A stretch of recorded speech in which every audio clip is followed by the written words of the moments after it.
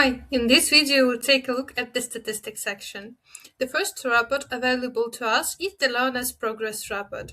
Here you can select time period and see which learner were active during this time period, as well as the view number of completed courses, lessons, and quizzes.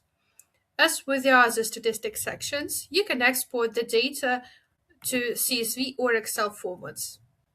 Next, let's move on to learner statistics. Here we have data on the overall progress of all learners in the academy. You can also select a specific learner from the list, which opens a card with more detailed information about that learner and the courses they have started. Now let's move on to course statistics. Here we see overall statistic for all courses in the academy.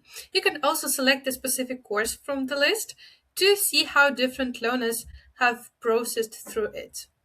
You also have the option to go to Phono Statistic, where you can see how learners moved through the course by lessons and quizzes. This section also stores information about learners' drop-off. Let's move on quiz statistic. Here we see the overall statistic for all tests in the academy, and we can go into a specific test. We get now a view infographic for that quiz.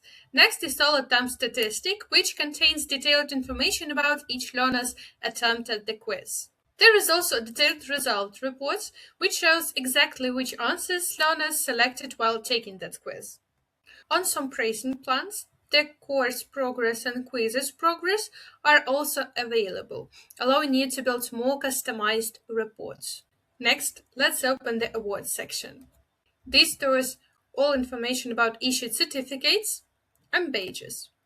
You can also regenerate a certificate, for example, if learner changed their name, and view the verification link. You can also view the top best learners in your academy. Additionally, on some pricing plans, the rating section is available. Here you can view rankings for a specific course and make it visible for all learners or, for example, for a specific team. This adds a gamification element to learner experience. Hope it helps and good luck with your academy!